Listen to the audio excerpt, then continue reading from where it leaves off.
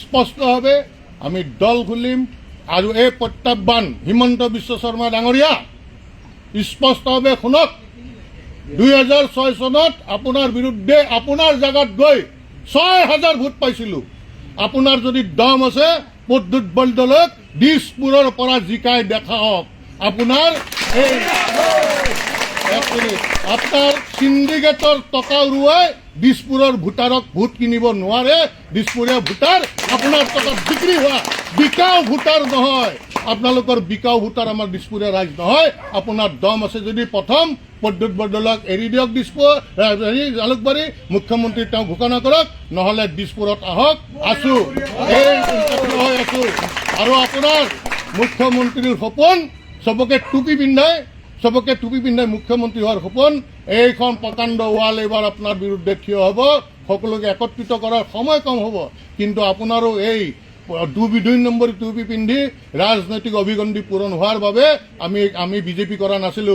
এই তেজ আমি পানি করা নাছিলো। আপনি আপনার ঘরের পরিবারে অজগৰৰ দৰে সকলো মাটি খোৱাৰ কারণে আমি সরকারত আপনালোকক আনা নাছিলো। আমি আনিছিল জাতির কারণে, আর এই জাতির কারণে মাত মাতি আহিমে। প্রথম শর্ত হব আমার দলর স্পষ্ট হবে কোনো কংগ্রেসে কোনো মন্ত্রীসভাত রাখিবই নোৱাৰিব। তেতিয়াহে আমি সমৰ্থন কৰিম। বিজেপি হয় জন্ম, বিজেপি হৈ মৰিম। যদিও পদত্যাগ কৰিম সেইটো আনুষ্ঠানিকতাহে, অন্তৰৰ পৰা বিজেপি পদত্যাগ নকৰো। কোনো কংগ্ৰেসিক আহিয়ে কোনো বিষয়ভাব দিব নোৱাৰিব। আমাৰ পুৰণি বিজেপিৰ কাৰ্যকৰ্তাৰ স্বাৰ্থত এই কামখিনি কৰিম। দলৰ কাৰণে, ৰাইজৰ কাৰণে আমি দল কৰি যাম। আৰু অটল বিহাৰী বাজপেয়ীদেৱৰ যি আদৰ্শ অসম আৰু অসমীয়া আগত, আৰু এই অসম আৰু অসমীয়াৰ কাৰণে প্ৰতিটো জাতি খিলঞ্জীয়া জাতি জনগোষ্ঠীৰ কাৰণে জাতীয়তাবাদৰ মূল ভেটি হিচাপে লৈ জাতীয়তাবাদৰ মূল ভেটি হিচাপে ৰাষ্ট্ৰ নিৰ্মাণৰ কাম কৰিব এই দলটোৱে। আৰু এই দলটো নিৰ্মাণত যিমান দিন লাগক নালাগক এই দল এটা অবধাৰিত এটা লক্ষ্য হ'ব। আৰু কোনো কংগ্ৰেছীক এনেকুৱা ধৰণৰ অপসাৰণ কৰিব দিয়া নহ'ব। কাৰণ এওঁলোক কোন জাতৰ জানে? কিন্নৰৰ কাৰণে যদিও ৰিজাৰ্ভেশ্যন দিলেহেঁতেন, এওঁলোকে কিন্নৰ হৈ হ'লেও সেই ৰিজাৰ্ভেশ্যনত খেলা মানুহ কিন্নৰ হৈ ৰিজাৰ্ভেশ্যনত খেলিলেহেঁতেন।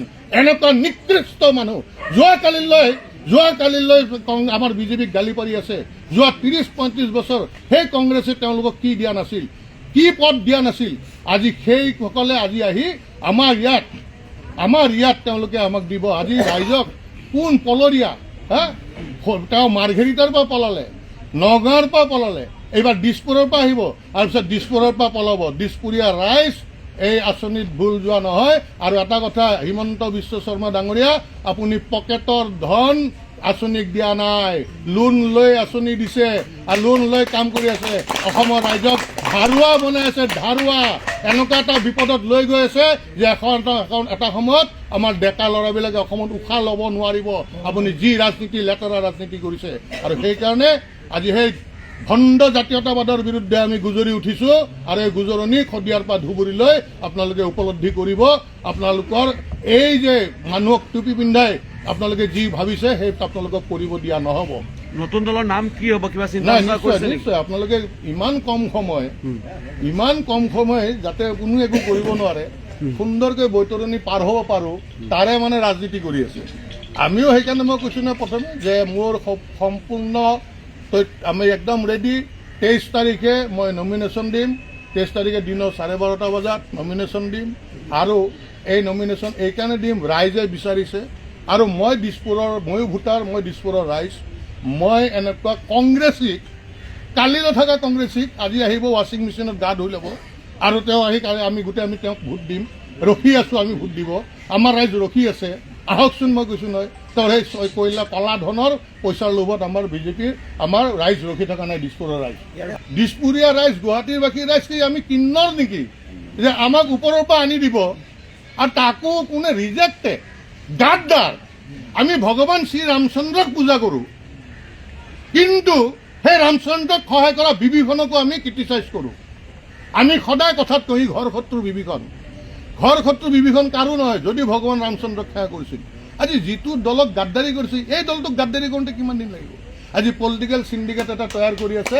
পলিটিকেল সিন্ডিকেট কেনেকে ৰাইজৰ কাৰণে নহয় কেনেকে তেওঁ পুনৰ মুখ্যমন্ত্ৰী হ'ব পাৰে আপোনালোকে যাতে আজি তেওঁক প্ৰশ্ন কৰে আৰু তেওঁ যাতে কোনো জয়ন্ত দাসৰ নামত বুজনিমূলক বক্তব্য নাৰাখে এই কথাটো তেওঁক ইয়াৰ পৰাই কৈ দিলোঁ তেওঁক কৈ দিলোঁ যে কোনো মোক বুজনিমূলক বক্তব্য যাতে নাৰাখে মই তেওঁ কিমান তেওঁ মানে বুদ্ধিমত্তা কিমান তেওঁ ভাল বক্তা আহক এইজনো ৰখি আছোঁ তেওঁৰ কাৰণে খুজে প্ৰতি তেওঁ উজুতি খাব ৰাতি প্ৰেছাৰৰ টেবলেট আগতে যদি 2টা খাইছিল এই ইলেকশ্যনত 10টাকৈ খাব লাগিব 10টাকৈ খাব লাগিব আমি নিষ্ঠাবান বিজেপি কৰ্মী বিজেপি যেতিয়া কৰিছিলোঁ তেওঁলোকে কংগ্ৰেছত আছিল আমাক তেওঁলোকৰ গুণ্ডা বাহিনী মাৰিব আহিছিল এদিনো মাৰিব পৰা নাছিল আমাক আমাৰ এইখিনিত দম আছে আমি তেওঁলোকৰ ফেপেৰি পাতি উঠাই দিছিলোঁ তাৰপিছত তেওঁ আমাৰ ঘৰত আহিছেতো আৰু ভাবিছে তেওঁলোকৰ নিচিনা বিকাও আমাৰ বিজেপিৰ পুৰণা কাৰ্যকৰ্তা নহয়